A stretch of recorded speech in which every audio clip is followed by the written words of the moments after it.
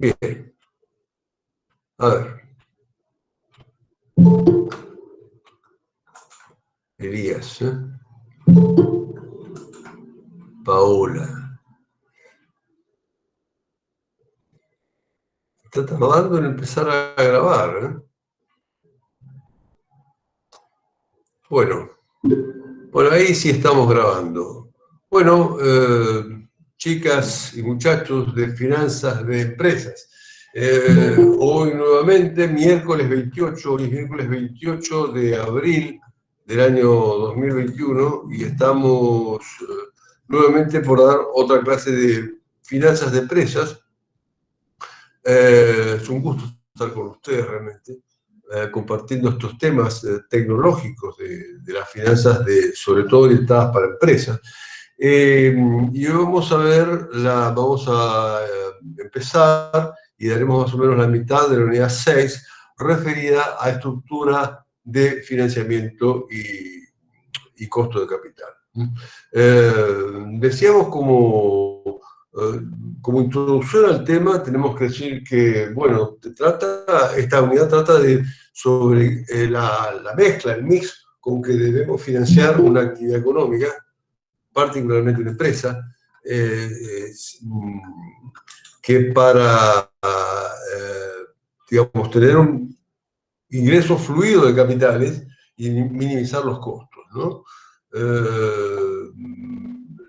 Los negocios se hacen con capital. Hace falta una dosis de capital propio, inclusive para conseguir financiación. Y es más, no solamente hace falta una dosis de capital propio, sino que cada tipo de actividad tiene una proporción que los mercados consideran aceptable, consideran buena, que debe mantenerse de financiamiento por capital propio, ¿no? Y esto es un aspecto cultural, sociológico, que determina los mercados financieros y de capitales desde hace, yo diría que por lo menos 1000 años, como historia registrada. Entonces vamos a ver justamente cuál es la mezcla de financiación, cuál es el costo de capital que debemos conocer, el costo de capital que tiene la empresa, porque toda empresa tiene una tasa de costo de capital. Ese es el principio general, es el gran termómetro de las decisiones financieras. Es lo que llamamos en la unidad 5 de decisiones de inversión tasa de descuento, ¿eh? Entonces, acá lo que vamos a ver es cómo se determina, ¿no? Bien, entonces, buenas tardes a todos los que están ingresando, bienvenidos a esta aula virtual, este espacio de encuentro. Estamos comenzando la unidad 6 y así que les voy a presentar el material que ustedes ya tienen en el aula virtual. Hay mucho material ya disponible sobre esta unidad, que repito, es una unidad absolutamente central en la comprensión de lo que son las finanzas, sobre todo para finanzas de empresas. Entonces, bien, vamos a empezar a compartir.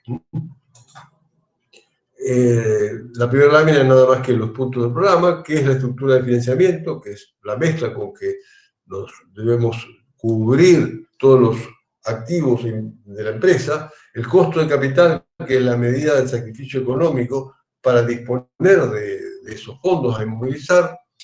La estructura óptima de financiación está hablando de cómo se determina la mezcla óptima, la mejor mezcla entre fondos propios y ajenos para cubrir todos nuestros activos de inversiones.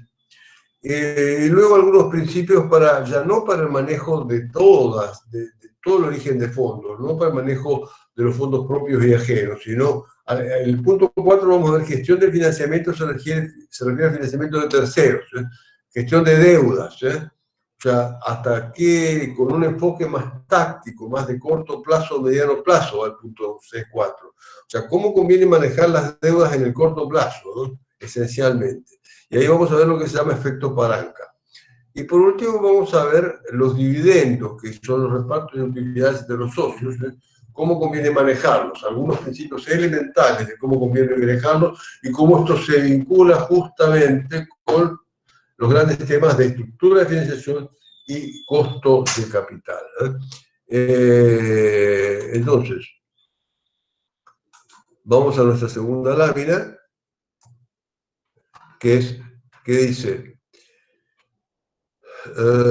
bueno, en realidad lo que más me importa, porque la segunda lámina repite los conceptos del programa, pero estamos viendo que ahí todos estos conceptos, estructura de financiamiento, costo de capital, política de dividendos, están vinculados, son como, necesitamos un equilibrio entre ellos.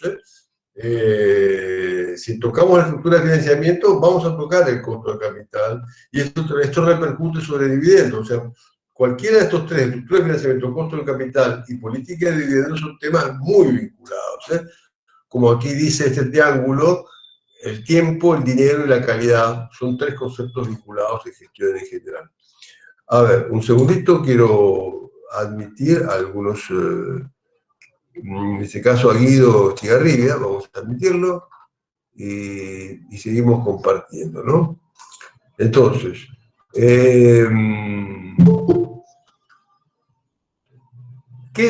¿a qué llamamos estructura de financiación? Es la combinación de fuentes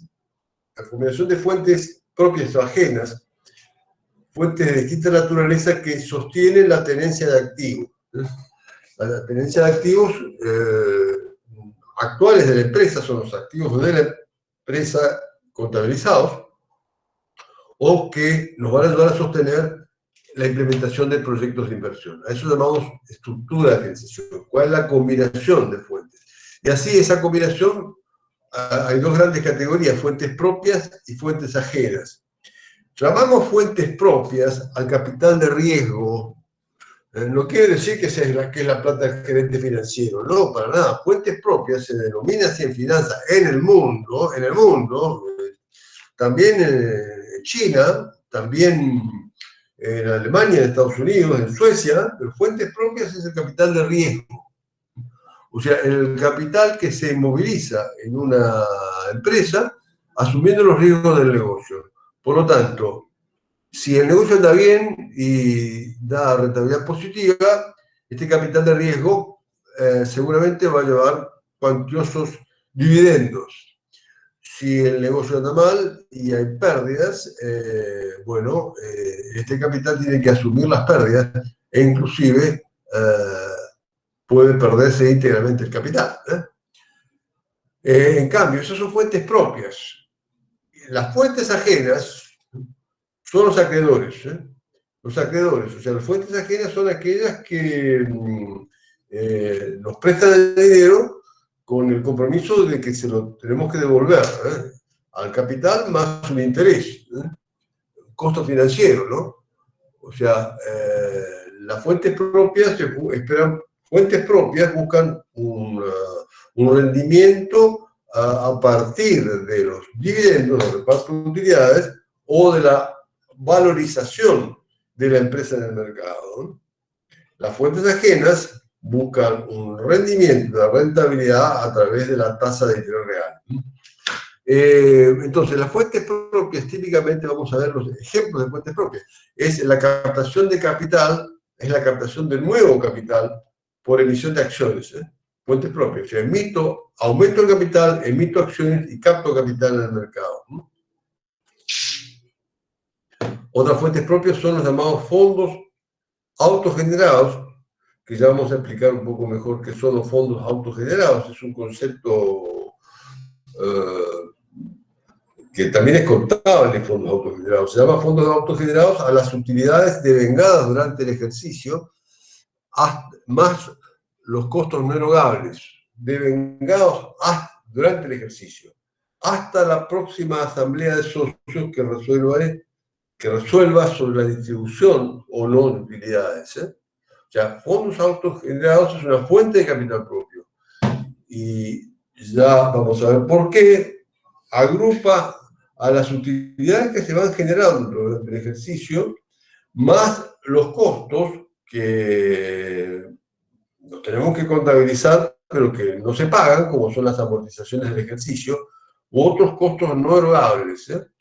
Entonces, esos aumentos en costos no erogables, los costos no erogables del ejercicio, como son las amortizaciones del ejercicio, más las utilidades que se van devengando, son fondos que van quedando en la empresa, ¿eh? Y son fondos propios.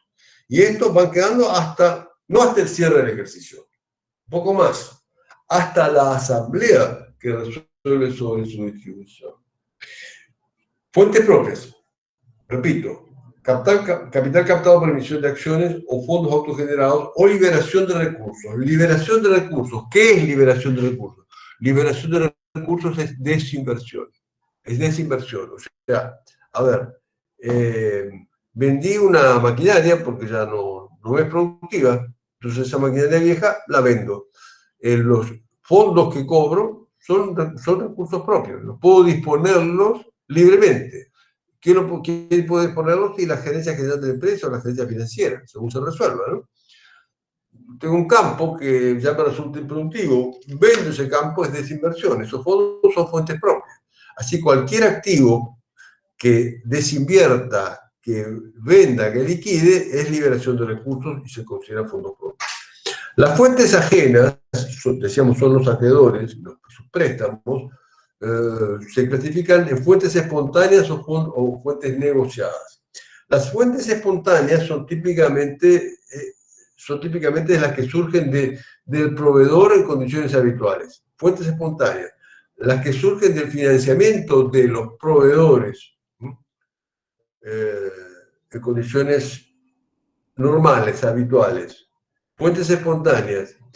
O sea, es un tipo de financiamiento comercial, de rutina. Las fuentes espontáneas se llaman así porque no requieren ninguna negociación. Es el crédito, la financiación que te van a dar por el solo hecho de ser parte de un mercado, ¿no? O sea, si vos te instalás una panadería en Resistencia, por estar habilitado como panadería, por tener tu local y estar habilitado como panadería, automáticamente vas a tener cierta financiación de parte de los proveedores de harina e insumos para panadería. ¿Por qué? Pues porque son las condiciones de mercado. ¿Qué quiere decir? Que los proveedores de harina compiten entre varios proveedores, y si no venden, por ejemplo, a pagar en 3 veces, 30, 60 y 90 días, se quedan fuera de mercado. Por lo tanto, sus precios de lista son a pagar en 3 veces, 30, 60 y 90 días. Y vos, panadero nuevito, así se llama, panadería de nuevito,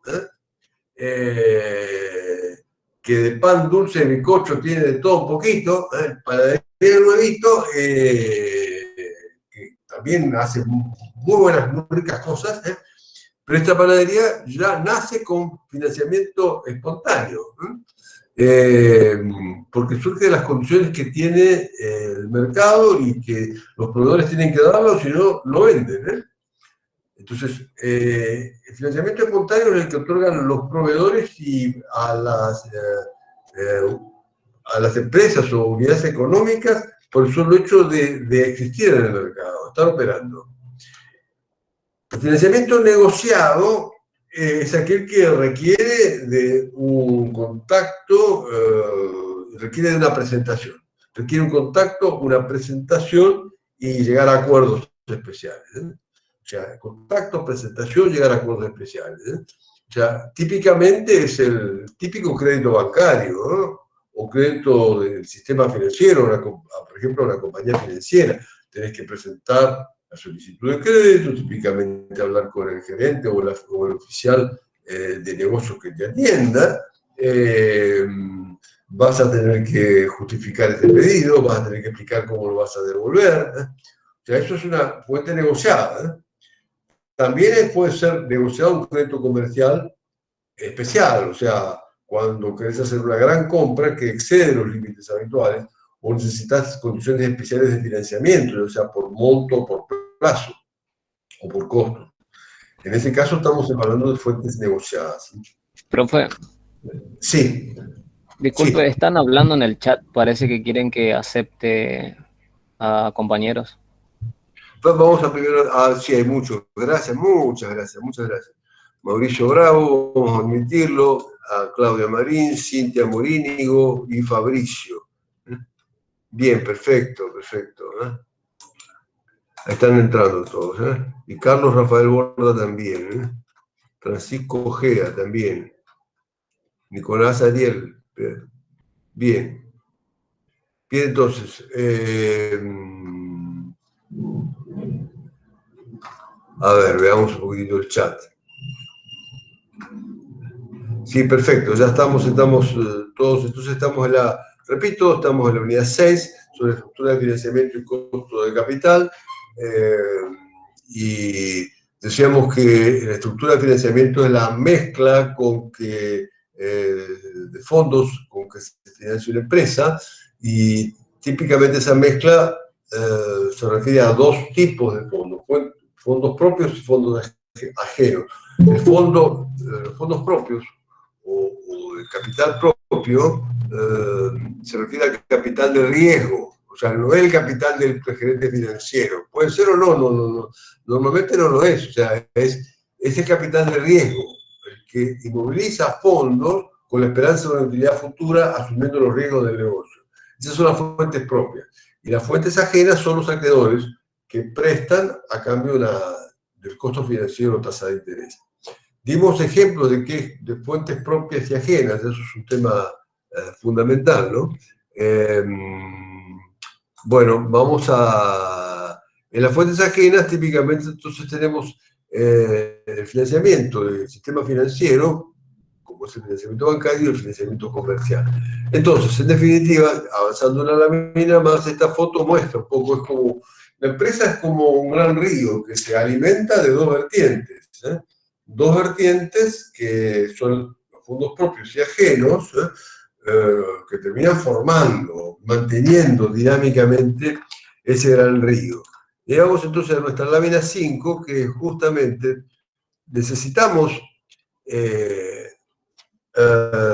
manejar ese origen de fondos, ese gran río, fuentes propias y ajenas, para transformar la naturaleza árida, que puede ser bonita para sacar una foto, pero normalmente no es tan confortable, transformar esa naturaleza árida en algo rico y productivo, como esa tierra fértil con la plantita que hay ahí.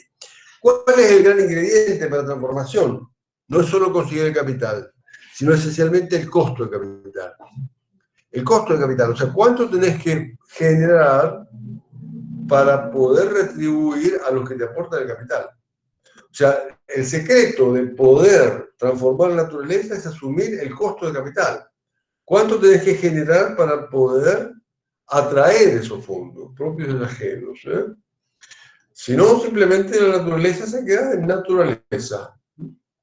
Y eso es una garantía de pobreza. Dejar naturaleza dormida en naturaleza es una garantía de pobreza. Ojo, no quiere decir mal explotar la naturaleza, para nada. Podemos explotarla muy bien, por ejemplo, si desarrollamos el turismo ecológico. Pero para eso también hace falta capital y hay que asumir el costo del capital. Entonces, ¿qué es el costo del capital? El costo del capital es el sacrificio económico que debemos asumir como gerente financiero por el uso de recursos a inmovilizar. O sea, yo, gerente financiero, es el que me juego el pellejo, y más que el pellejo, es el poder, la autoridad que tengo y los privilegios derivados del cargo, que son una muy buena remuneración, entre otras cosas. Yo soy el que me juego el pellejo comprometiéndome a retribuir el uso de esos fondos, propios o ajenos. Eso es costo de capital. El sacrificio económico por el uso de los recursos de movilizar. Y ese sacrificio económico esencialmente es del gerente financiero. Para entender mejor esta unidad, hay que ubicarse en la cabeza del gerente financiero. ¿Por qué en la cabeza del gerente financiero? Permítanme, quiero ser gráfico. Esto es un cuchillo, porque el gerente financiero pone la cabeza. Si él no cumple esto, y la empresa probablemente va a seguir. El que no va a seguir es el gerente financiero. ¿Me explico o no? O sea, cuando hablamos del costo de capital, el sacrificio económico por el uso de recursos a inmovilizar, no es un concepto teórico. Es el sacrificio económico que tiene que asumir el gerente financiero, si no, no cambian. Así de simple. ¿Se va entendiendo hasta acá, por favor? Sí, profe. Bien, excelente, excelente, excelente. A veces, o sea, no quiero que se confunda como que esto, ¿viste? Bueno, sacrificio económico que asume un ente que nadie sabe bien qué es. No, tiene nombre y apellido, es el gerente financiero. Bueno, ¿cuál es el desafío de todo esto? Transformar una naturaleza desierta en riqueza. O sea, capacidad de producir bienes que favorecen la calidad de vida del hombre, de la sociedad. ¿Cuál es el desafío? Maximizar la riqueza de los actuales propietarios. Ese es el desafío que nos proponemos en finanzas y tal como vimos desde la unidad 1. Entonces, el costo de capital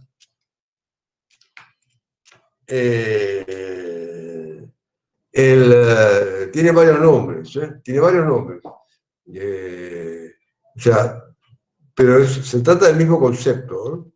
Cada nombre hace alusión a una característica válida para terminar de comprenderlo. Entonces, repasemos estos nombres y los conceptos. Costo de capital se llama justamente tasa de costo de capital, que ya dijimos que es la medida del sacrificio económico que debemos asumir para usar fondos propios o ajenos. También se llama tasa de referencia. Tasa de referencia es como una marca que tenemos, es como un gran termómetro. Y de hecho lo es, porque es la tasa que debemos asumir en toda la empresa para evaluar la viabilidad de proyectos, particularmente de proyectos excluyentes. Es decir, primero, tengo 5 proyectos y bueno, ¿cuáles son viables? Bueno, tienen que superar la tasa de referencia, que es una para toda la empresa. De los 5, 3 superan, 2 no, listo, afuera 2, nos quedamos con 3. De esos 3, ¿cuál es el mejor? Bueno, tenemos que evaluar en función de la tasa de referencia, por ejemplo, el que nos dé el mayor van, por ejemplo, o el que nos dé la mayor TIR comparada con la tasa de referencia. La tasa de referencia es la misma para esos 3 que han sido viables, pero son 3 caminos alternativos, A, B o C. ¿Cuál es el mejor? Bueno, eso tenemos que evaluarlo por van y por TIR. Por eso, tasa de referencia, en principio es una sola para toda la empresa. Ya vamos a ver por qué. O sea, no es que cada proyecto tiene su tasa. A veces, por una constitución excepcional, cuando hay un proyecto que tiene condiciones típicamente de subsidios especiales, ese proyecto puede tener una tasa particular. Pero la empresa tiene su tasa de referencia con la que tiene que evaluar todas las decisiones de inversión y todas las decisiones de desinversión. ¿Me voy explicando? No es que en cada proyecto, es decir, vas viendo cómo está el mercado, o levantás el dedito financiero en el aire según cómo sopla el viento, y en cada proyecto cuál es la tasa. No, la tasa de referencia es una. Por eso se llama de referencia. Para toda la empresa, típicamente una vez por año se va cambiando, puede ser con más frecuencia, pero es uno. También se llama la tasa de costo de capital, tasa de corte, como que tengo una tijera, porque en realidad es la tasa que corta, que marca el máximo nivel de expansión en proyectos desarrollables simultáneamente. O sea, no proyectos excluyentes, proyectos desarrollables simultáneamente. O sea, por ejemplo, esto se ve si tengo una empresa de motomandado. Tengo una empresa de delivery basada en motomandado, muy ágiles, con muy buenas unidades, alta tecnología en todo sentido y que realmente brinda un servicio excepcional, muy barato y está rompiendo el mercado. Bueno, con lo cual, el mercado me pide más.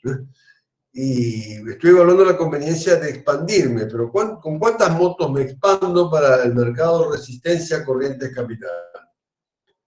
¿Una moto? ¿2 motos? o yo sé que el mercado hasta podría soportar 200 motos más. Cada moto es un proyecto. Cada moto es un proyecto que tiene su TIR. Entonces, ¿hasta qué punto me conviene expandirme incorporando nuevas motos a mi exitosísima empresa startup, de moto startup? Entonces, bueno,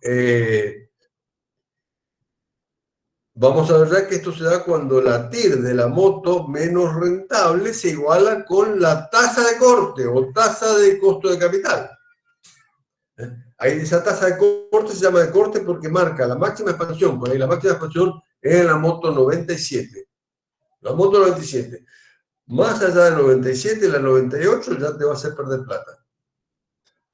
Hasta la 97 estás ahí, estás ganando un poquito, ¿no? Cubriendo muy bien todos los costos. Más allá de la 97, chao, entras a perder plata, y mucha. Por eso se llama tasa de corte, porque marca un corte con una barrera, la barrera de los trenes, que baja y bueno, no se puede pasar, más ahí no se puede pasar. Por eso tasa de costo de capital se llama costo de capital de referencia a tasa de corte, cada uno marca un rol de esa tasa. También tiene varios conceptos el costo de capital que es necesario conocer. El costo de capital es el rendimiento mínimo que debe exigirse de cualquier inversión para que no caiga el valor de la empresa del mercado. O sea, si vos decís que tu tasa de costo de capital, total, por ejemplo, si la tasa de costo de capital total de la empresa fuera, suponte, el 18% anual, significa tenés que exigirle a cualquier inmovilización de fondos, cualquier inversión que tenga una TIR superior al 18%. Porque si no, se está comiendo el capital de la empresa. Está haciéndole perder competitividad y valor al mercado. O sea, costo de capital es el rendimiento mínimo que debe exigirse a cualquier inversión para que no caiga el valor de la empresa en el mercado. En otros términos, es la TIR a superar para justificar cualquier inmovilización de fondos. En este caso, si la tasa de costo de capital total es 18%, cualquier inversión de capital de trabajo o capital fijo o un proyecto tiene que superar ese 18%, porque si no, está destruyendo valor y no creándolo. ¿Cuál es el requisito? Como dice al final, y que ya lo mencionamos, requisito, dice al final de la lámina. El costo de capital debe calcularse según las condiciones reales de captación de fondos adicionales en el mercado. Significa el costo de capital no surge de una ecuación matemática. Podés jugar, podés usar ecuaciones matemáticas, te pueden ayudar a presentar mejor una propuesta para conseguir fondos, pero el costo de capital surge de las tasas que te cobran los bancos para darte fondos adicionales o del rendimiento mínimo que pretenden los socios capitalistas para aportar fondos a la empresa, o a veces para quedarse en la empresa, para no irse. ¿Me voy explicando? Sí, profe. O sea, ¿qué quiere decir esto de que los principales socios capitalistas te amenazan con irse? Hoy desde la facultad podemos decir, mirá cómo tiembla, escuchame, ¿qué se cree este tipo? Porque tiene plata, me va a prepear a mí. Pero no se trata de prepear. Cuando el socio capitalista es tu jefe, y si el tipo te dice, mirá, escúchame, si vos no me podés prometer el 18% anual, y yo me voy a tener que ir. Traducido, ¿qué significa? Que el socio capitalista te está diciendo, mirá, flaquita o mirá, flaco, si no me prometés, si no te puedes comprometer a conseguir por lo menos el 18% anual, yo voy a tener que ir, pero mucho antes te vas a ir vos, y no en buenas condiciones. ¿Se entiende? Ese es el lenguaje habitual del mercado. ¿Me explico? O sea, hay que entenderlo desde esa óptica para entender, bueno, los conceptos, ¿no? ¿Me voy explicando o no? Sí, profesor, se entiende. Bien, bien, entonces, a ver. Entonces vamos de vuelta a la fotito de los dos ríos, y acá tenemos, vamos a identificar las fuentes propias y ajenas de su costo. El capital propio, que es el capital de riesgo, o sea, tenemos, acá vamos a presentar simplemente a los distintos actores. El capital captado por emisión de acciones ordinarias, a la tasa de costo de capital se la conoce como K sub S. K sub S. Al capital captado por emisión de acciones preferidas se lo conoce como K sub P. A la tasa de capital captado por obtención de utilidades se lo conoce como K sub N. Y a la tasa de capital por fondos autogenerados se lo conoce como K sub A. Bueno, conviene explicar un poquito. ¿Por qué K? ¿Por qué K? Bueno, porque en economía en general se representa el capital con K, y acá hablamos con costo de capital. Entonces, en el mundo en general, cuando hablamos de costo de capital en finanzas, lo representamos con K. ¿Alguien sabe la historia por qué en economía se usa la K? Porque capital en francés, en inglés, en italiano, capital se escribe con C. ¿Por qué se usa la K?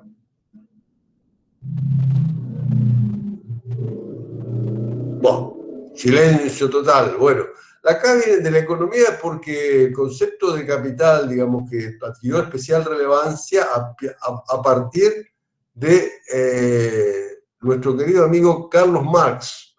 Y como era alemán, y en alemán capital se escribe con K, capital. Entonces, de ahí viene, ¿eh? Se adoptó esa K de capital en alemán, ¿eh? Entonces, bueno, concretamente, el costo de capital lo representamos con K. Acciones ordinarias, K sub S, ¿por qué la S? Bueno, les digo porque esta es la sigla mundial, el costo de capital de acciones ordinarias es K sub S. En China, en Estados Unidos o en Frankfurt, en Alemania. S viene de share, que significa acción en inglés. Así es simple. Entonces, por eso K sub S significa costo de capital captado por emisión de acciones ordinarias. Lo mismo, K sub P, costo de capital captado por emisión de acciones preferidas. Ya vamos a recordar un poco más qué es esto. K sub M por retención de utilidades, utilidades que la Asamblea resuelve no distribuir, guardarlas como reserva, y por los fondos autogenerados K sub A. Entonces vamos a analizar un poquito más, por favor, nuestra lámina 8,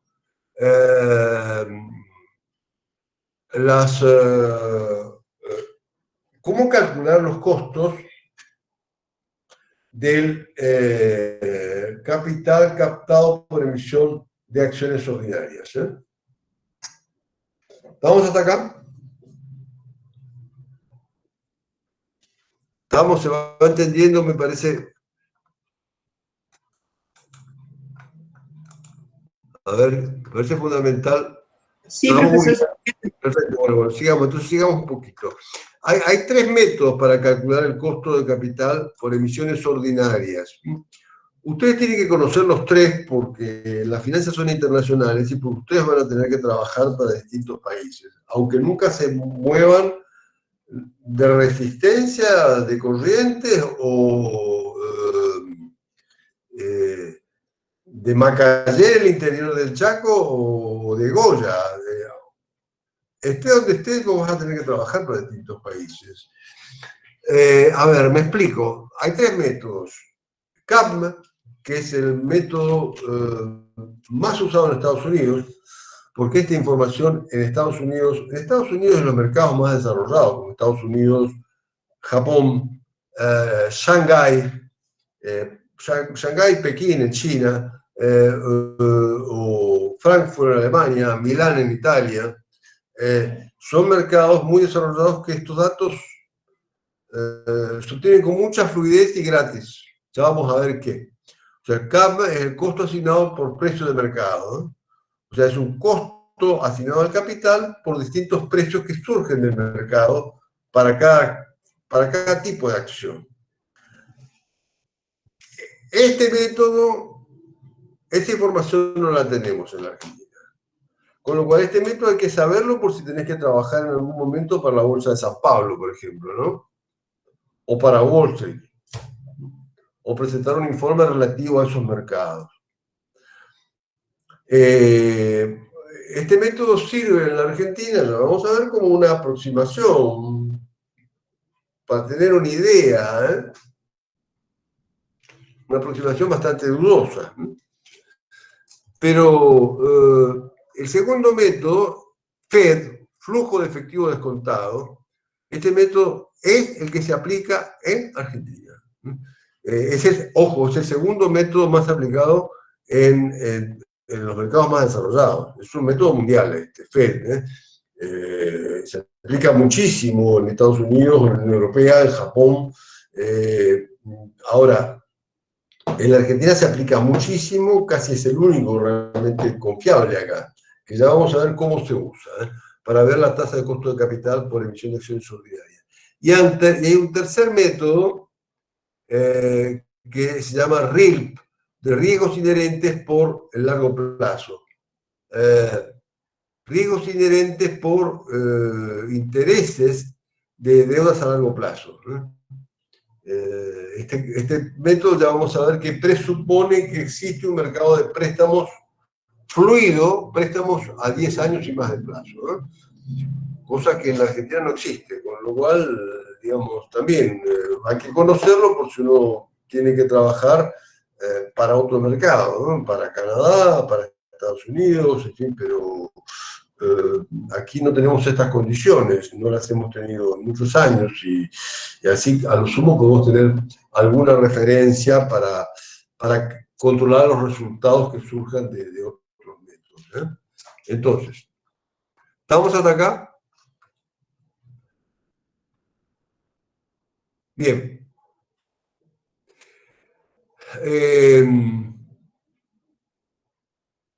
Vamos a CAP. Y después vamos a ver un ejemplo de CAP en la lámina 9. Estamos en la lámina 8. Decíamos que CAPM es el costo asignado por precios de mercado, ¿no? O también conocido como costos por precios de equilibrio. En este caso, K sub S, el costo de capital por emisión de acciones ordinarias, surge de tres variables. Por un lado, un rendimiento R sub L, que es el rendimiento libre de riesgos. El rendimiento libre de riesgos. En el mundo se considera que el rendimiento libre de riesgos, en realidad no está libre de riesgo, pero es la base, el piso, son los bonos a más de 10 años de plazo del Tesoro de Estados Unidos. Bonos de 10 años o más de plazo emitidos por el Tesoro, o sea, por el gobierno federal de Estados Unidos. Que, por ejemplo, hoy podemos decir tiene un rendimiento del tipo del 2% anual. Más, a esto se le adiciona una prima por riesgo de mercado, propia del sector de actividad. O sea, a ver, que está fijada como porcentaje esa prima, ¿no?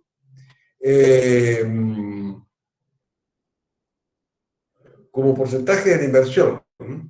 O sea, porque estamos hablando, todo esto como porcentaje de la inversión, el costo está calculado como porcentaje de la inversión, entonces partimos de un rendimiento mínimo libre de riesgo más una prima por riesgo de mercado del sector.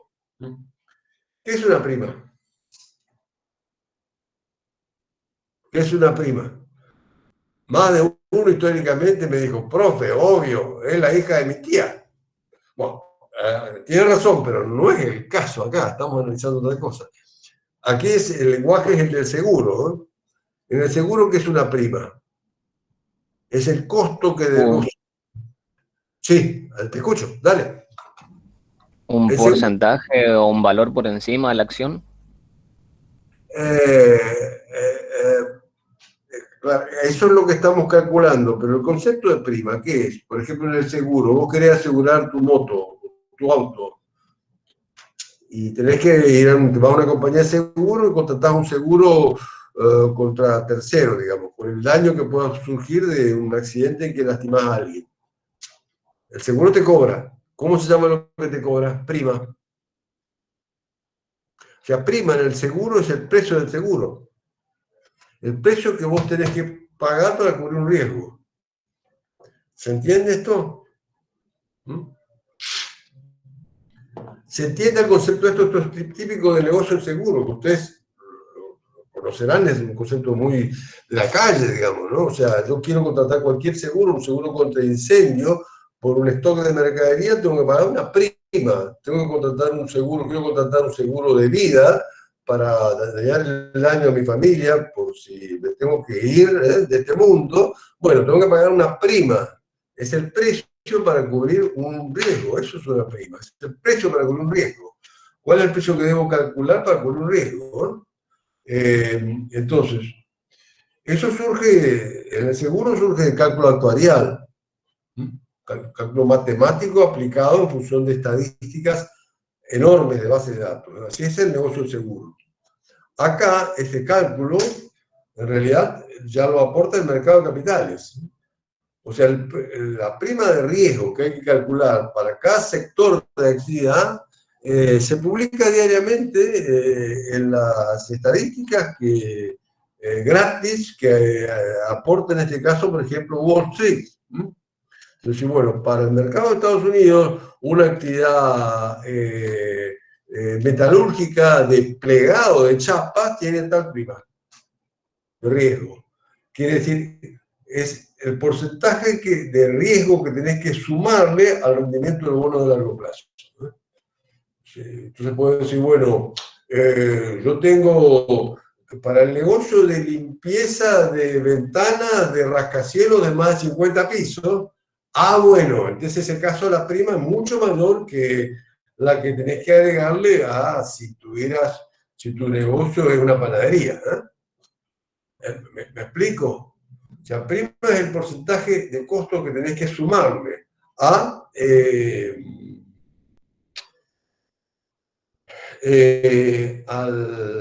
al rendimiento mínimo sin riesgo. ¿Y qué es beta? ¿Qué es beta? Factor beta. Beta es una medida del riesgo de cada acción específica. Beta es una medida del riesgo de cada acción específica. Cada acción que cotiza tiene un beta. La beta se calcula en función del desvío estándar. O sea, el principal factor es el desvío estándar en las cotizaciones de la acción. El desvío estándar en que se toma típicamente, por ejemplo, el desvío estándar en la cotización de la acción de los últimos 10 años con mediciones diarias, al cierre de cada día. Entonces, con lo cual, esa tasa de desvío estándar es el principal elemento del cálculo de beta. O sea, a mayor dispersión hay mayor riesgo y mayores beta. Entonces, vos tenés que decir, bueno, ¿cuánto al rendimiento mínimo sin riesgo tenés que agregarle el riesgo propio del negocio multiplicado por beta? Multiplicado por beta. O sea, si tu acción, porque beta es de la acción específica de tu empresa, si tu empresa tiene una gran dispersión, o sea, es como el Bitcoin, que hoy vale 100 y mañana puede valer 100.000, si tiene una gran dispersión, eso se asimila como un gran riesgo. Entonces beta puede llegar a multiplicar por 10 el riesgo propio del sector. Al revés, si tu acción es muy confiable, varía poco, siempre vale más o menos 10, a veces 10,10, a veces 9,9. Si tiene poca dispersión, significa es muy confiable, por lo tanto, beta puede ser 1. ¿Me explico? Entonces, hay 3 factores. La tasa mínima de rendimiento sin riesgo, que eso es gratis, está ahí publicado, lo sacas en cualquier diario, que es la tasa que paga un título público del Tesoro de Estados Unidos. más la prima de riesgo del sector de actividad, que eso en el mercado de Estados Unidos está medido. Y ahora voy a explicar cómo se interpreta en Argentina esto. Y esto ponderado por beta, que es un factor multiplicador del riesgo del sector. Beta es individual, es de la empresa. Acá tú estás presuponiendo que tu empresa está cotizando en el mercado. Si no, hago la interpretación para Estados Unidos, porque así también funciona en Frankfurt, por ejemplo, o en Tokio, ¿no? Es decir... Una pregunta, profesor. ¿Beta es un dato? ¿Beta es un dato que está así como en una... Es un dato que lo sacamos gratis, de decir, bueno, de Google, por ejemplo. Decir, bueno, ¿cuál es el beta de Google hoy al cierre de Wall Street? Y lo sabes al instante, desde acá lo puedes saber. Gratis. Es un dato. Cada acción tiene su beta. Si vos no sos no cotizás en bolsa, entonces tenés que buscar una empresa lo más parecida posible a vos y hacer una estimación de beta. ¿Cómo opera esto en Argentina? Por supuesto, no tenemos estos datos. Para hacer una estimación tenés que tomar, sí, la tasa de Estados Unidos, porque siempre trabajamos como tasa de costo de capital real, neta de la inflación. Por lo tanto, tomás la tasa de costo de Estados Unidos, que tendrías que netearla de la inflación de Estados Unidos. Entonces, con lo cual, esa tasa del bono de Estados Unidos, por ahí en vez de 2, te da el 0,5, ¿no? Y a esto sumarle PSUR, la prima de riesgo del sector, en nuestro caso, una empresa radicada en Argentina, es el riesgo país, que hoy tendrías que sumarle unos 20 puntos, más el riesgo propio del sector, que siempre supera el del país. Entonces, si yo estoy en el sector metalúrgico argentino, tengo 20 puntos por riesgo país, y el sector metalúrgico puedo basarme en algunos cálculos actuariales del negocio del seguro, y bueno, le agrego 2 puntos más. Entonces tendré, por la tasa real de interés del bono de Estados Unidos, medio punto, más 20 puntos de riesgo país, más 2 puntos que surgen de algunos estudios actuariales en Argentina, estoy 22,5. Pero eso, este 22 de la prima de riesgo del país y del sector puede multiplicarse por beta. ¿Qué quiere decir beta? Si mi empresa metalúrgica no cotizo en bolsa, pero soy muy parecido a empresas que sí cotizan en bolsa en la Argentina, donde también los betas son, acá en Argentina, las empresas cotizantes, los betas son un dato gratis, pero no hay empresas, en realidad no hay empresas metalúrgicas que estén cotizando. Pero si tengo una empresa parecida en Estados Unidos, bueno, puedo hacer una estimación, y si esas empresas son de alto riesgo, tienen un beta con enorme dispersión, bueno, PSUR, PR va a ser 22, multiplicado por beta puede llegar a convertirse en 25. Y mi costo de capital propio va a ser 25,5. ¿Me explico o no? Sí, profesor, sí. O sea, estos datos en mercados como Frankfurt, como Estados Unidos, como Tokio, ¿viste? O si te vas a trabajar a Ontario, en Canadá, o a Quebec, esto es ¿viste? Tomándote un whisky a la noche, lo sacás 10 minutos gratis. Así de simple, por eso es el método más usado. Acá no. Acá no, acá haciendo una mezcla de cosas, pero aún de esa mezcla uno puede llegar fácilmente a la conclusión de que para una pyme, el costo real del capital propio no puede ser menor al 25% real anual. Ya vamos a analizarlo un poco más, ¿no? Pero no puede ser menor al 25% real anual. Por todas estas condiciones que estuvimos analizando, particularmente el riesgo país más los riesgos propios del sector y de la empresa. ¿Me voy explicando hasta acá? ¿O estoy haciendo graves aportes a la confusión general? Sí, profe, ¿se entiende? Bueno, vamos un poquito a la lámina 9. A ver, la lámina 9, que hay un ejemplito.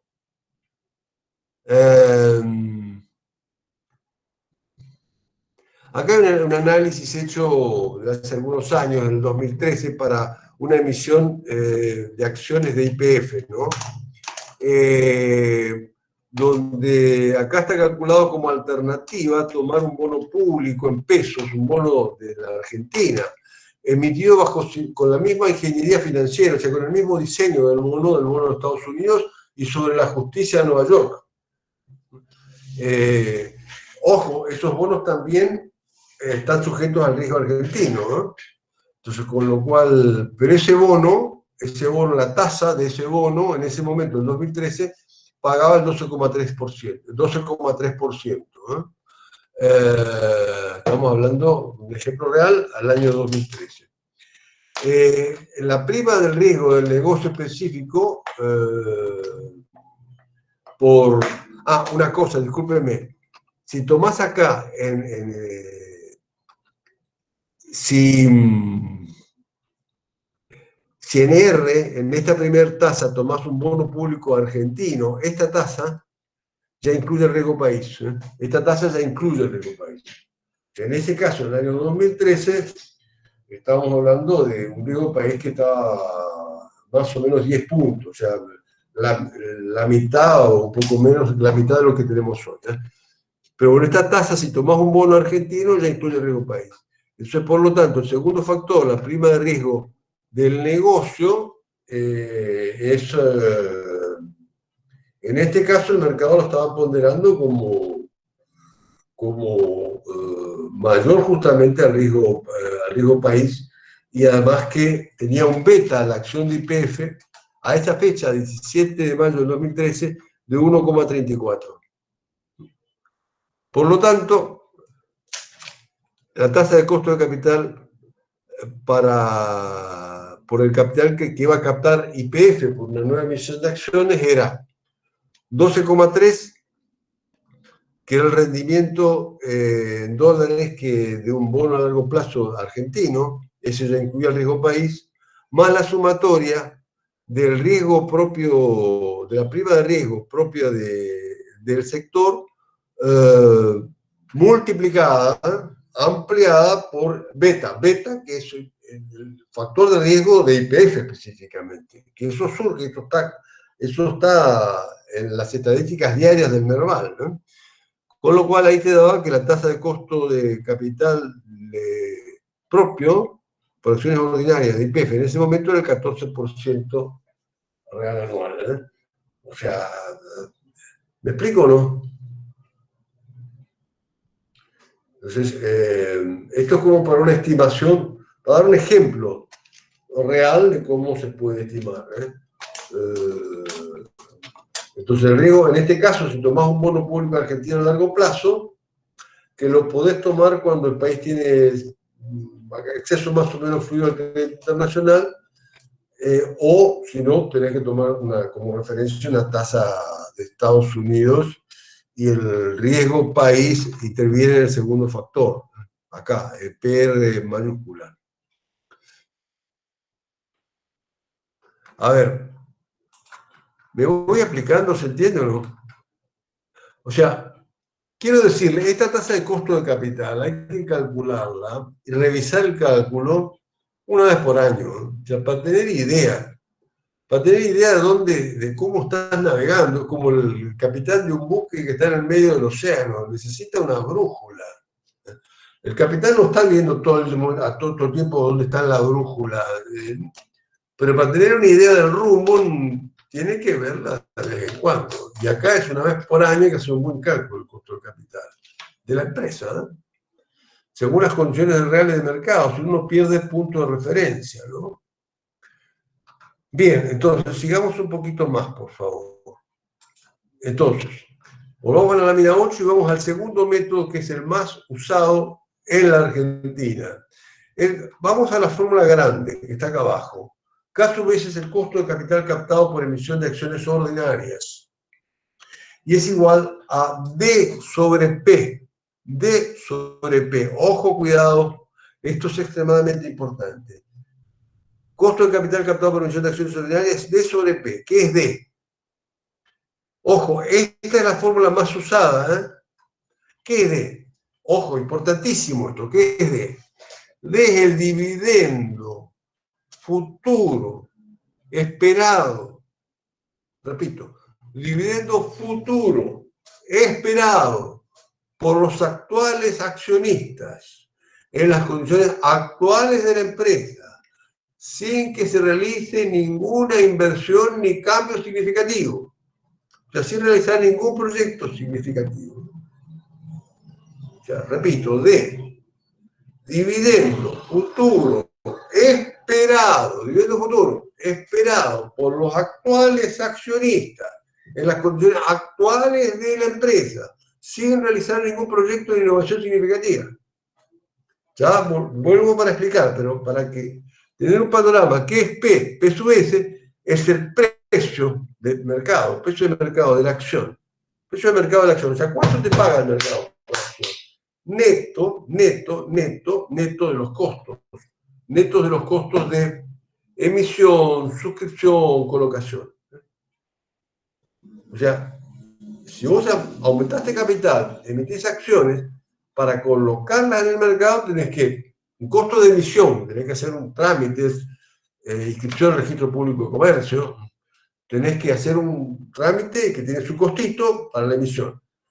Después tenés que suscribirla, o sea, digamos que tenés que anotar a los nuevos accionistas, es un costito. Y colocación significa hacer la entrega jurídica de esas acciones y el registro, tiene su costito. Entonces, a ver, P es el capital neto que entra a la empresa por cada acción. Si el precio del mercado fuera, por ejemplo, 100 pesos, bueno, típicamente los gastos de emisión, suscripción y colocación son 2 pesos. 2% más o menos, eso puede ser 2,5, puede ser 1,5 también. O sea, pero son... Sería, profesor, le pregunto, ¿sería como una contribución marginal por cada acción? Es el capital neto, el capital neto que le queda a la empresa. Bien. La acción cotiza 100, pero ahí hay que sacar los gastos que te va a salir poder recaudar esos 100. Y esos gastos típicamente es más o menos el 2%. O sea, no es una contribución marginal, es el capital neto que te queda. Podemos decir, sí, un capital marginal, ¿no? Capital que te queda por cada acción que colocas, ¿no? Entonces, pero volvamos al concepto. Dividendo futuro esperado. O sea, el reparto de utilidades a futuro. La expectativa que tienen de reparto de utilidades quienes, los actuales socios, los actuales accionistas. ¿Por qué los actuales? Porque por dos razones. La primera en el sentido más común y elemental, porque a los futuros no los conocés, no tenés ni idea. Dividendo futuro esperado por los actuales accionistas. Y la segunda razón de que sean los actuales es que son los que más conocen de la empresa, son los dueños. Y la tercera razón es que son los que se llaman formadores de mercado. Conocen la empresa y son los que fijan posición en el mercado, los que realmente forman el mercado. Venden cuando quieren vender en las condiciones que quieren y pueden vender. Compran cuando quieren comprar en las condiciones que pueden y quieren comprar. Son los formadores de mercado, por lo tanto no pueden ser otros más que los actuales, ¿eh?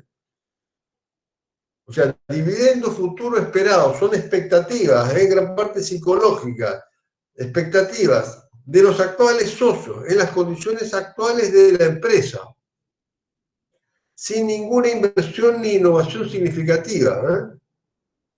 Es decir, las posibilidades de una inversión significativa es lo que puede llegar a atraer a nuevos inversores. Eso queda como un plus que te va a servir a vos, gerente financiero, para atraer a nuevos inversores, pero no para medir el costo de capital. ¿Eh? El costo de capital se mide por el dividendo futuro esperado por los actuales accionistas en las condiciones actuales de la empresa, dividido el precio de la acción neta de los gastos de emisión, suscripción y colocación.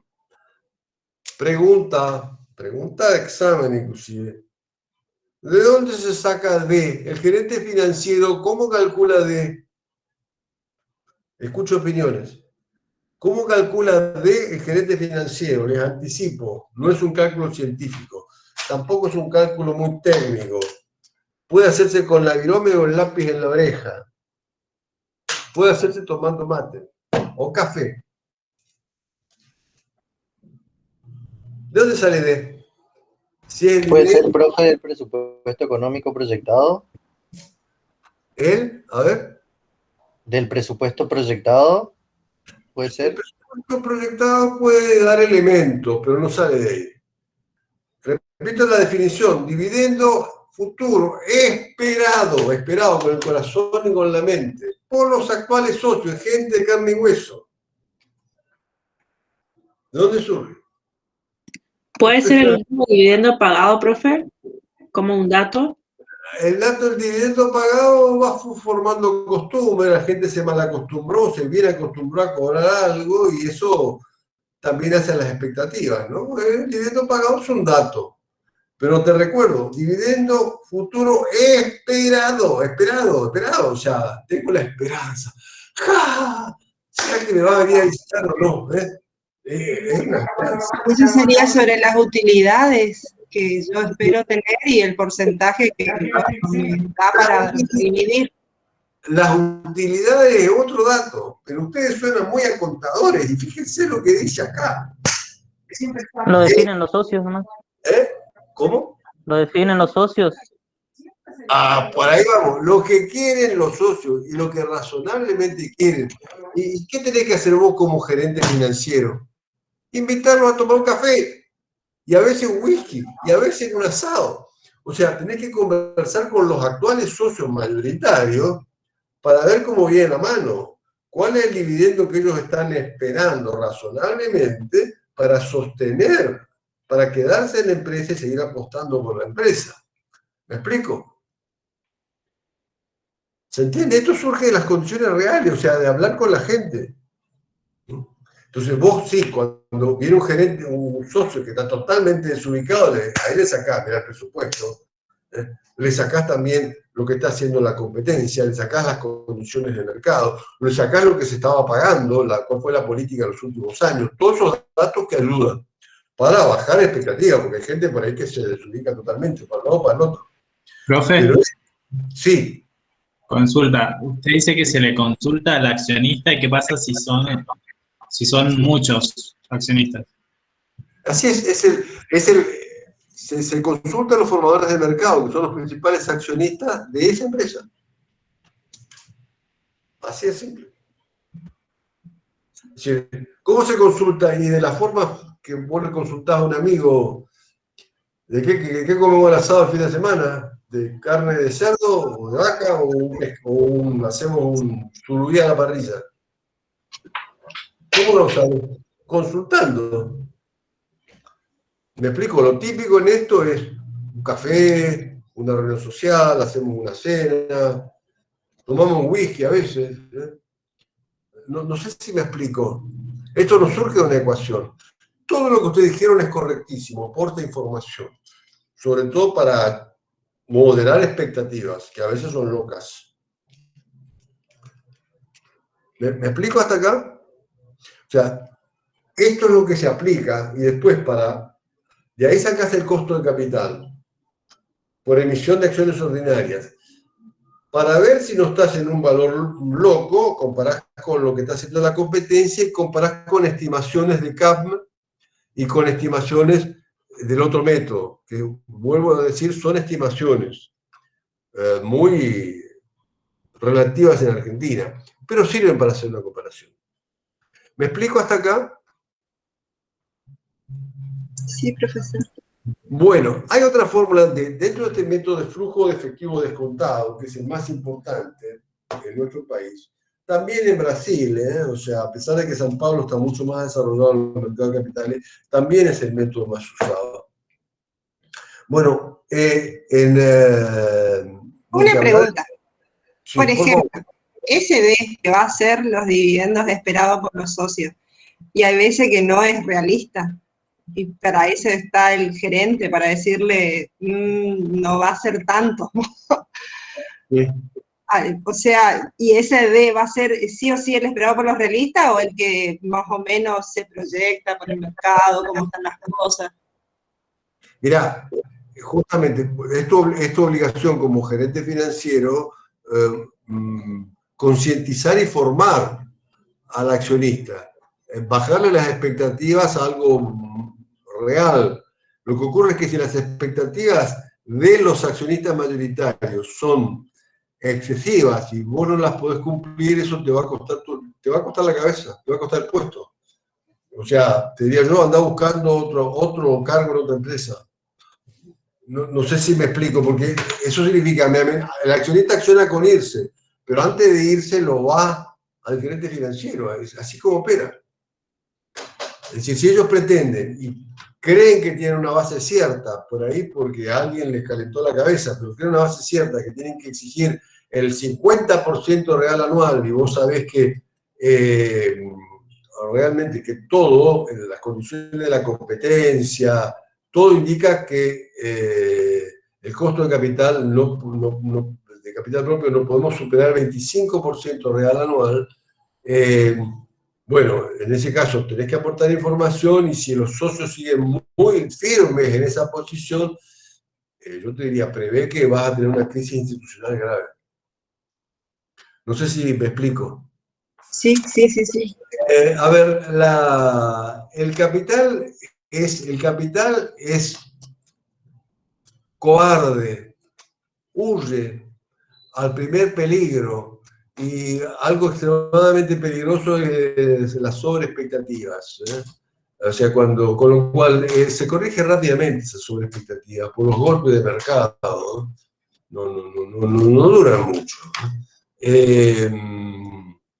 Pero bueno, pero existe, está muy buena tu pregunta, porque quiero que sepan que esto no surge de una ecuación matemática ni de los datos contables. Esos son elementos que ayudan a que vos hagas una propuesta. Hagas una propuesta, entonces café o un vinito de por medio, una cena, vamos llegando a un consenso. ¿Está? Ya vamos a ver esto, cuando hablamos de política de dividendos, vamos a verlo en concreto, con los bifes sobre la mesa, cómo juega esto. ¿Y dónde juega esto, profe? ¿En las grandes corporaciones de Buenos Aires? No, así se juega en Charata, o se juega en Paso Los Líderes, en Goya, en Resistencia, así juegan las empresas. Entonces, ¿estamos? Entonces, sigamos un poquitito más.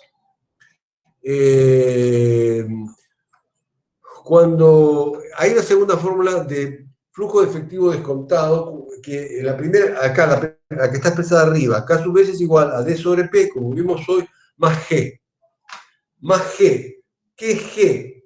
G es un porcentaje que mide la tasa de crecimiento real constante, la tasa de crecimiento real constante en el valor de la acción.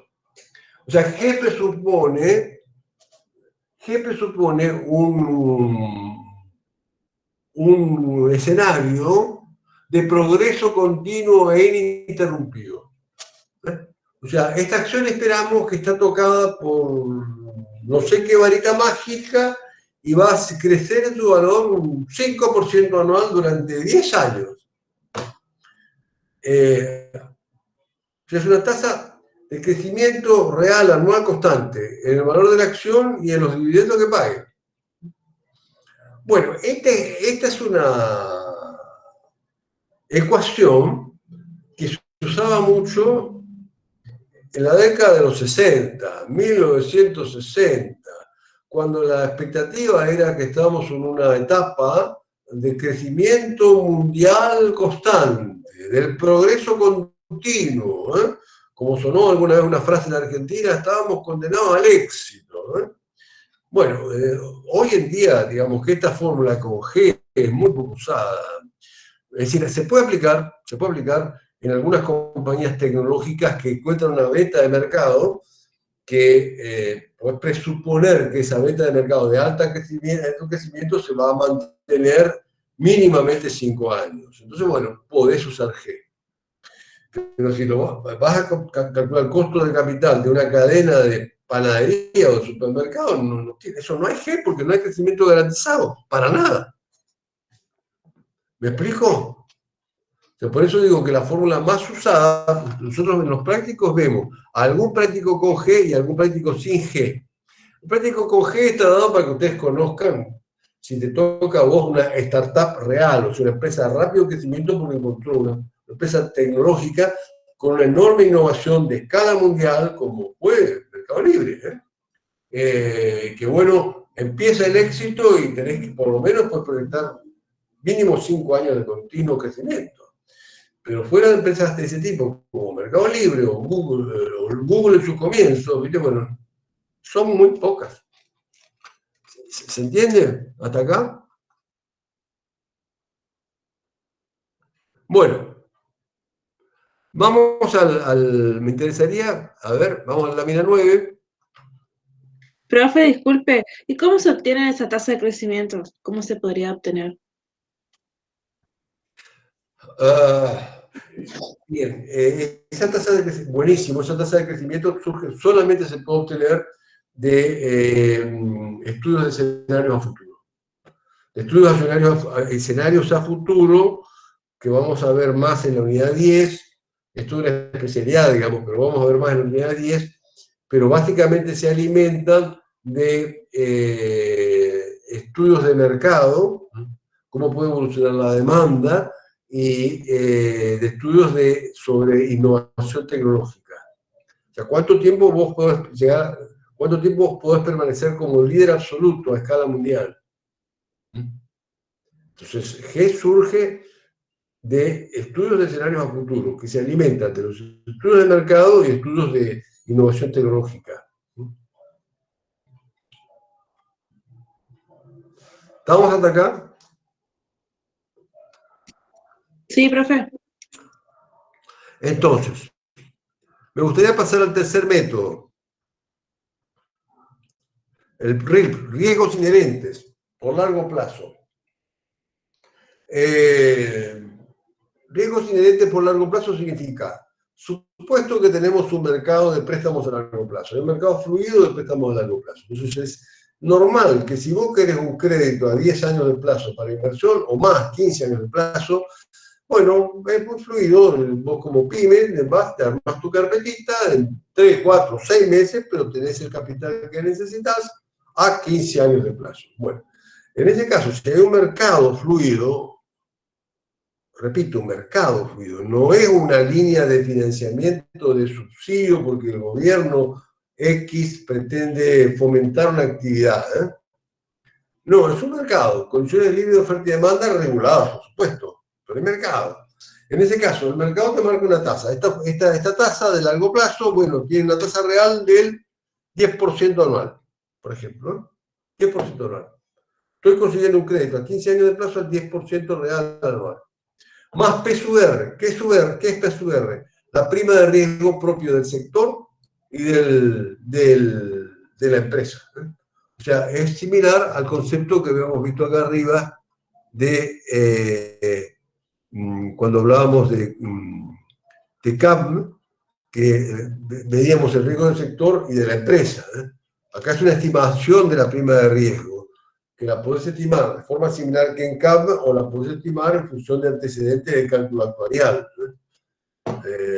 de cuáles son las primas que pagamos en el seguro para cubrir los riesgos típicos del negocio. Como puede ser, si estoy en agronegocios, tengo, bueno, riesgo de granizo, por ejemplo, o riesgo de inundación, riesgo de sequía, todo eso son primas que conocemos los costos, ¿no? La cuestión es, acá no tenemos un mercado de créditos a largo plazo. Además, no hay crédito a largo plazo. Puede haber alguno excepcional para alguna política específica para un sector, ¿no? No hay un mercado, con lo cual este sistema uno puede decir, bueno, estimo cuál podría ser la tasa de crédito a largo plazo en Canadá, y estimo, en función de las condiciones que tiene mi sector en Canadá o en Estados Unidos, bueno, cuál puede ser la prima de riesgo del sector y de mi empresa. Le hago una aproximación, que bueno, es, que me puede servir para comparar la razonabilidad de FED, ¿no es cierto?, del cálculo de FED. ¿Me explico hasta acá?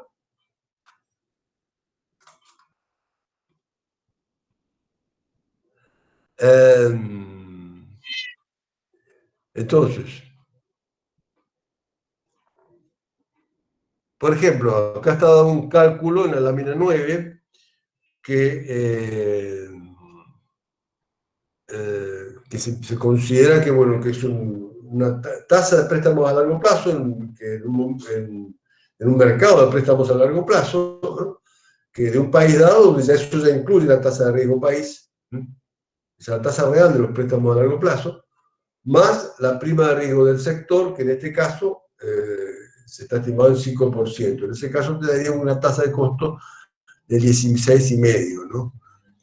Típicamente, cuando se tiene que hallar el costo del capital captado por emisión de acciones ordinarias, se hacen los 3 estudios, ¿no? Cuando tenés que captar capital en forma importante, se hacen los 3 estudios. Acá, en Estados Unidos, en Alemania, o en Japón, o en China, los 3 estudios, para ver justamente la razonabilidad, y así determinar un valor, que es el que vas a usar anualmente. Acá en Argentina lo que más usamos es el flujo del FED, el flujo de fondos, ¿no? Los otros usamos simplemente como elementos de control. ¿Estamos hasta acá?